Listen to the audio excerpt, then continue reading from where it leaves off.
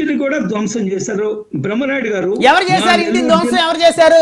ప్రసన్న కుమార్ రెడ్డి గారు ఇంటిని ధ్వంసం ఎస్ టీడీపీ అనుచరులు చేశారు. అందులో ఎటువంటి అనుమానం లేదు. ఓకే, అందులో ఎటువంటి అనుమానం లేదు. మనం నేను అదే చెప్పాను అనేక సందర్భంలో, ప్రసన్న కుమార్ రెడ్డి గారు మాట్లాడిన మాటలు ఎంత తప్పు, ఎంత నేరము. ఆయన ఇంటి మీద కూడా దాడి ఎవరైతే చేశారో అది కూడా అంతే నేరము. కేవలం సాధారణమైన దాడి కాదండి, ఇల్లు ధ్వంసం చేశారు. ఆయన నిజంగా కూడా చాలా ప్రమాదకరమైన పరిస్థితుల్లో ఉండుండేవాడు ఆయన కానీ ఇంట్లో ఉండుంటే. అంతేగా, అంటే ఈ ఆగ్రహావేశాలు గ్రామాల్లో మరి ఎక్కువగా ఉంటాయి కదా సార్, ఒకరి మీద ఒకరు ఏమైనా జరగవచ్చు. కాబట్టి రెండు తప్పులు, two wrongs doesn't make right. ఇప్పుడు ఆయన మాట్లాడకూడదు ఆ మాటలు, వీళ్ళు ఆ పని చేయకూడదు, రెండు తప్పే. ఇక్కడ మనం రెండు ఖండించాలి సార్, ఆ మాటలు మాట్లాడటం తప్పు. తీవ్రంగా ఖండించాలి. ఎటువంటి అనుమానం. సప్తగిరి ప్రసాద్ గారు, టీడీపీ అధికార ప్రతినిధి. ప్రసాద్ గారు నమస్తే అండి. సార్ నమస్కారం సార్, మీకు ప్యానెల్లో పెద్దలందరికీ నా నమస్కారం సార్. ఏంటి సార్, జగన్మోహన్ రెడ్డి గారు ప్రశాంతంగా తన పార్టీ కార్యకర్తల్ని, సో తనను నమ్ముకున్న వారు అరెస్ట్ అయ్యి జైలు పాలైతే వారిని పరామర్శించడం కోసం వెళ్తుంటే ఏంటి ఈ ప్రభుత్వానికి వచ్చినటువంటి బాధ ఏంటి? ఆయన ఆంధ్రప్రదేశ్ రాష్ట్ర పౌరుడే కదా, సో అందులోనూ ఒక శాసనసభ్యుడు, మాజీ ముఖ్యమంత్రి. సో ఎందుకు ఆయన వచ్చేటువంటి క్రమంలో మరి ఆయన రానివ్వకుండా అడుగడుగున అడ్డం పడుతూ మరి రోడ్లు కూడా కొన్ని గుంతలు తవ్వేస్తా ఉన్నారంట. సో ఆయన వాహనాలు రాకుండా ఎక్కడికక్కడ ఇబ్బందులు పెడతా ఉన్నారా? ఎందుకు, ఏం జరుగుతుంది ప్రసాద్ గారు? సార్ ముందుగా ప్యానెల్ పెద్దలకి నమస్కారాలు. జగన్మోహన్ రెడ్డి గారు పరామర్శిస్తారు అంటే ఎవరు అడ్డుకునే వాళ్ళు ఎవరు లేదు. కానీ పరామర్శల పేరుతో ప్రజలపైకి దండయాత్ర లాగా వేల మందిని డబ్బులు ఇచ్చి తరలిచ్చి public nuisance, public disturbance create చేస్తే టీవీ సీరియల్ లాగా చూస్తూ ఊరుకోవడానికి ఈ ప్రభుత్వం సిద్ధంగా లేదు. వచ్చిన వాళ్ళు రఫా నరిచేది, పులి పులి పులి నిగిరేది, సీఎం సీఎం సీఎం నరిచేది ఎందుకు? ఇప్పుడు జైల్లో కాకాని గోవర్ధన్ రెడ్డి ఉన్నాడు. ఆయన స్వతంత్ర సమర యోధుడు కాదు, కార్గిల్ యుద్ధ వీరుడు కాదు, పోనీ పుల్హామా యుద్ధ వీరుడు కాదు, ఒక నేరస్తుడు జైల్లో ఉన్నాడు. నువ్వేదో నీ పార్టీ లీడరు పరామర్శించుకోవాలా రా. ఒక 100 మంది రండి, పర్మిషన్ ఇచ్చారు కదా. మేము వేల మందితో వస్తాం, ప్రతి ఊరు ప్రతి జైలు కాడికి వేల మంది పోతే జైలు మాన్యువల్ ఒప్పుకుంటుందా? తెలీదా మాత్రం మాజీ ముఖ్యమంత్రి? పోయినావు, పరామర్శించావు, వచ్చావు, బయట ప్రెస్ మీట్ పెట్టి ఏం నోరు బారేసుకుంటావు? అదేదో సామెత కదా, తరం మారిన తత్వం మారలేదని. 11 సీట్లకు పరిమితం చేసినా నీ భాష మారలేదు, నీ లాంగ్వేజ్ మారలేదు. బయట నిలబడుకొని అమ్మ ఆడతావు. భయపడిపోయినారు చంద్రబాబు నాయుడు గారు, తెలుగుదేశం వాళ్ళు, జనసేన వాళ్ళు, బీజేపీ వాళ్ళు భయపడిపోయినారంట. అందుకని గోతులు తవ్వేసినారంట. ఇంకో మాట కూడా స్టార్టింగ్ లో మనం ఒక బయట కూడా ప్లే చేస్తాం. చంద్రబాబు నాయుడు గారు నీళ్లు లేని బావిలో చూసుకొని దూకాలని కూడా అన్నారు. అదే బావిలో చూసుకొని చూకాలన్నాడు. ఇంకొక మాట అన్నాడు, పెద్దిరెడ్డి రామచంద్రరెడ్డి గారికి చంద్రబాబు నాయుడు గారు యూనివర్సిటీలో గొడవలు ఉన్నాయంట. అప్పుడెప్పుడు పెద్దిరెడ్డి రామచంద్రరెడ్డి గారు చంద్రబాబు నాయుడు గారు చెప్పుతో కొట్టారు. ఏమైనా భాష మోస్ట్ యూజ్లెస్ మాట కదా అది. తప్ప బేస్లెస్ ఆరోపణలు. ఆ మాట ఎవరు చెప్పాలి? ఒకవేళ జరిగితే పెద్దిరెడ్డి రామచంద్ర గారు బయటకు వచ్చి మా ఇద్దరి మధ్య గొడవ జరిగింది, పెద్దిరెడ్డి రామచంద్రరెడ్డి గారు కొట్టారు అని చెప్పేసి ఈయన బహిరంగంగా 10 మంది ముందర మీడియా ముందర మాట్లాడుతున్నా ఉంటే ముఖ్యమంత్రి ఒళ్ళు బలిసిన మాటలు కదా అవి. అహంకారం కదా నీకు అది. ఒక ముఖ్యమంత్రి, రాష్ట్రానికి 4 సార్లు ముఖ్యమంత్రిగా పనిచేసిన వ్యక్తిని పైన ఇటువంటి బేస్లెస్ ఆరోపణలు పెద్దిరెడ్డి రామచంద్రరెడ్డి కొట్టాడంట. చెప్తా, నువ్వు చూసావా?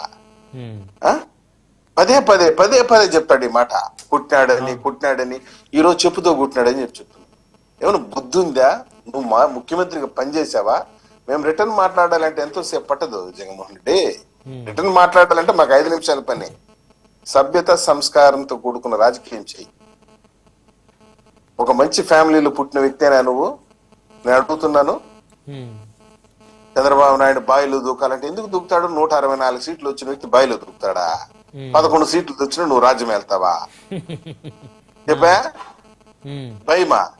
భయం మాకెందుకు? మా కాంపౌండ్ లో కుక్కకు కూడా తెలియదయ్యా ఆ భయం అనే పదానికి. మాట్లాడితే సినిమా చూపిస్తా, 7 సముద్రాలు దాటు ఉన్నా తీసుకొస్తాడట అని డైలాగ్ చెప్పటం, ఈ పిల్ల బ్యాచ్ విజిల్ వేయటం. ఈయన చెప్పేది 7 సముద్రాలు దాటి ఉన్నా తీసుకొస్తాడంట. అని డైలాగ్ చెప్పేటోడు పిల్ల బ్యాచ్ విజిల్ వచ్చేట ఏంది తీసుకొచ్చి నువ్వు సప్త సముద్రాలు అధికారులు పోలీస్ అధికారులు అన్నది ఆ మాట ఆ రోజు. నువ్వు ఏ అధికారులు తీసుకురాని విధంగా ఒక బ్రహ్మ రాక్షసుని శేషాలేసి బంధించినట్టు బంధించినారు. 100 అడుగులు గోతి తీసి పాతుండారు నిన్ను నీ పార్టీని. అట్లా ఎందుకు అనుకోవాలి సార్? ప్రజలు ప్రతి 5 సంవత్సరాలకు ఒకసారి వారి అభిప్రాయాలు ఆలోచనలు మారుతుంటాయి, అది మారుతుంటాయి. ఈ రోజు పరిస్థితి ఏంటంటే జగన్మోహన్ రెడ్డి అని పేరు ఎత్తితే ప్రజలు ఊయమాని భయపడిపోయే పరిస్థితి వచ్చేసింది.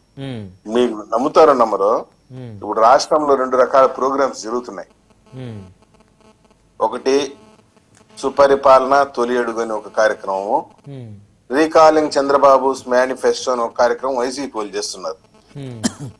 ఇంటింటికి పోయి చంద్రబాబు నాయుడు గారి మేనిఫెస్టోను గుర్తు చేస్తున్నారు వైసీపీ నాయకులు. ఏ ఇంటికి పోయినా వైసీపీ నాయకులు చిత్కారాలు ఎదురవుతున్నాయి. ఏమ్మా మీ ఇంటికి పెన్షన్ వస్తుందని అడుగుతున్నారు వైసీపీ. బ్రహ్మాండంగా వస్తుంది 4,000 రూపాయల పెన్షన్ మా ఇంటికి. 1,000 రూపాయలు పెన్షన్ పెంచడానికి 4-5 సంవత్సరాలు పెట్టింది జగన్ గారికి. మాకు ఒకే ఒక రోజులో పెంచాడు 1,000 రూపాయల పెన్షన్. ఏమ్మా నీకు తల్లికి వందనం వస్తుందంటే ప్రతి ఇంట్లోనూ ప్రతి బిడ్డకి వస్తా ఉంది. 2 ఉంటే 2కి, 3 ఉంటే 3కి వస్తా ఉంది అని చెప్తున్నారు. ఈయన ఉన్నప్పుడు ఒకరికే కదా ఇచ్చింది. ఏమ్మా నీ ఇంట్లో గ్యాస్ సిలిండర్ వస్తా ఉందంటే బ్రహ్మాండంగా ఉందండి, ఉండండి మేము టీ కాల్చుకుని పెట్టిస్తా ఉంటుంది. ఈ రకమైనటువంటి పబ్లిక్ రెస్పాన్స్ ఉంది.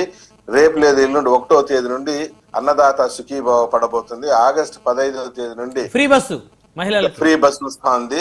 ఇన్ని పథకాలు చేసుకుంటూ ప్రజల్లోకి దూసుకుపోతుంటే నువ్వు మైండ్ సెట్ మార్చుకోకుండా నువ్వు పరామర్శల పేరు తూచి బూతులు మాట్లాడి నల్లపరెడ్డి ప్రసన్న కుమార్ రెడ్డిని వెనకేసుకొస్తున్నాడు. నీ మైండ్ సెట్ ఏదో అర్థమైపోయింది. ప్రసన్న కుమార్ రెడ్డి మాట్లాడిన బూతు మాటలు వేరే ఎవరైనా మాట్లాడి ఇంకా పరిస్థితి దారుణంగా ఉండేది. ఒక మంచి ఫ్యామిలీ నుండి వచ్చాడు ప్రసన్న కుమార్ రెడ్డి. వాళ్ళ నాన్న దాదాపు 6-7 సార్లు ఎమ్మెల్యేగా ఉన్నాడు, రాష్ట్రంలో గుర్తింపున్న నాయకుడు. అటువంటి వాని కడుపులో ఇటువంటి పరమ దరిద్రుడు పుట్టాడంటే సిగ్గుతో తలదించుకోవాలా. ఈ మాట్లాడే భాష అది. దానికి నువ్వు సపోర్టు, తాడేపల్లి నుండి రావటం, పరామర్శించడం, మాట్లాడి ఇంకా పర్వాలేదని ఏం మాట్లాడతారు? ఆ మాట అనలేదులేండి, మాట్లాడి పర్లేదని అంటున్నాడు కదా ఆయన. అబ్జెక్షనబుల్ లాంగ్వేజ్ మాట్లాడినప్పుడు ఇంకొక అబ్జెక్షనబుల్ లాంగ్వేజ్ తో మాట్లాడొచ్చంట ఆయన చెప్పేది. మీరు ఆ ప్రెస్ మీట్ సరిగా వినండి. ఒక అబ్జెక్షనబుల్ లాంగ్వేజ్ తో మాట్లాడినప్పుడు ఇంకొకరు కూడా అబ్జెక్షనబుల్ లాంగ్వేజ్ తో మాట్లాడొచ్చంట, దానికి కౌంటర్ ఇవ్వచ్చంట. నేను అడుగుతున్నాను, మనం పబ్లిక్ లో ఉన్నాం, ప్రజాక్షేత్రంలో ఉన్నాం. మనమేం ఇప్పుడు ఒక విషయం గుర్తు పెట్టుకోవాలా, ఏ సీటు పర్మనెంట్ కాదు. Power is not permanent. అవునవును, అంతే కదా సార్. సార్ ఇప్పుడు ఒకటి ప్రసాద్ గారు, సప్తగిరి ప్రసాద్ గారు, రాజకీయాల్లో ప్రజల అభిప్రాయాలు మారుతూ ఉంటాయి. వాళ్ళ అభిప్రాయాలకు అనుగుణంగా వారికి నచ్చిన విధంగా శాసనసభ్యులు పనిచేస్తే వారికి మంచి తీర్పు ఇస్తారు మళ్ళీ ఎన్నికల్లో. లేకపోతే ఖచ్చితంగా వారి తీర్పు బెడ్స్ కొట్టింది. ఇప్పుడు జగన్ గారిని 30 ఏళ్ళు ఉంటానన్నాడు, 5 సంవత్సరాలే కదా దిగిపోయాడు కదా. సో కాబట్టి కూటమి కూడా మేమే ఉంటాము, మేము ముగ్గురం కలిసినంతకాలం మమ్మల్ని ఎవరు విడదీయలేరు అనుకోవడం అది కరెక్ట్ కదేమో. ఒక విషయం చెప్తున్నాం, జగన్మోహన్ రెడ్డి ఏ ఊరు పర్యటనకు పోయినా ప్రభుత్వం పర్మిషన్ ఇస్తా ఉంది. బంగారపాలెం పోయినా పర్మిషన్ ఇస్తుంది, నెల్లూరు పోయినా పర్మిషన్ ఇస్తుంది. But some terms and conditions పెడుతుంది, ఇది కామన్. కానీ అదేదో తీసుకుని నువ్వు పెద్ద ఎత్తున దండయాత్రకు వచ్చినట్టు వస్తూ నీ బ్యాచ్ ఎగురటం, దుంకుటాలు, గెంతటాలు ఇవన్నీ చూసి భయపడిపోతారు, బెంబేలు ఎత్తిపోతారు. మా ప్రజాకర్షణ చూడండి అంటే ఏంది ప్రజాకర్షణ? సిద్ధం సభలకు కూడా నీకు మాకన్నా ఎక్కువ వచ్చినారు జనం. సిద్ధం సభలకి కూటమి పార్టీలు పెట్టిన మీటింగ్ల కన్నా ఎక్కువ జనం వచ్చింది. ఆయన డబ్బా ధరిచి చూసి ఓట్లు ఆడబడింది. 3 రకాల పబ్లిక్ మీటింగ్స్ ఉంటాయి సార్. ఒకటి ఆర్గనైజ్డ్ మాస్, ఒకటి వాలంటరీగా వచ్చే మాస్, ఒకటి మొబిలైజ్డ్ మాస్. వాలంటరీగా వచ్చేటువంటి మాస్ అది ప్రేమతో వస్తుంది, అభిమానంతో వస్తుంది, ఉరకలేసుకుని ఉత్సాహంతో వస్తుంది, అది శాశ్వతంగా ఉంటుంది. ఆర్గనైజ్డ్ మాస్ అంటే డబ్బు ఇచ్చు ఇంకొకటి ఇచ్చు తీసుకొస్తారు. జగన్మోహన్ రెడ్డికి వచ్చే మీటింగ్లు సభలన్నీ ఆర్గనైజ్డ్ మాస్ తీసుకొస్తారు. ఇంకా 500 మందిని 1000 మందిని తీసుకొస్తారు. కరుడు కట్టిన కార్యకర్తలు వాళ్ళ ఫ్రంట్ రోలో పెడతారు. వాళ్ళ కారు మీద ఎగిరి దుకటాలు, షేకన్లు ఇవ్వటాలు, సెల్ఫీలు దిగటాలు ఇవన్నీ ఉంటాయి. దాన్ని సాక్షి వాళ్ళు ఫోటో తీసి డ్రోన్లు వేసి పెద్ద ఎత్తున వేసుకుంటారు. సాక్షి పేపర్లో అన్న మీటింగ్ భారీగా వచ్చేసినారు జనము, ఊవెత్తున ఎగసిపడ్డ జనము, నెల్లూరు మీటింగ్ జన సముద్రం తలపించింది, సాక్షి పేపర్లు వేసుకుంటారు, చూసుకుంటారు, సంబరపడిపోతారు. మాకు సంబంధం లేదు, వేసుకోండి, చూసుకోండి, సంబరపడిపోండి. కానీ జనాన్ని ఇబ్బంది పెట్టి, జనాన్ని బెంబేలెత్తిచ్చి ఇది చేస్తే ప్రభుత్వాలు చూసి ఊరుకొని ఉండవు. ఈరోజు మైల్డ్ లాఠీ చార్జ్ జరిగిందంటే పోలీసుల పైన తిరగబడితే, ప్రసన్న కుమార్ రెడ్డి తిరగబడి మాట్లాడి పోలీసుల పైన దాడి చేస్తే పోలీసులు చూసి ఊరుకుంటారు అనుకున్నావా? పోలీసుల పైన చేయి చేసుకునే దానికి వస్తే ప్రసన్న కుమార్ రెడ్డిని, ఆ మాబ్ను కంట్రోల్ చేయాల్సిన బాధ్యత లేదా పోలీసుల పైన? పోలీసుల పైన తిరగబడి ఎంత తోడివా? ఏం మాట్లాడుతున్నారు? ఏం సంస్కారం? నీ భాష బాగలేదు.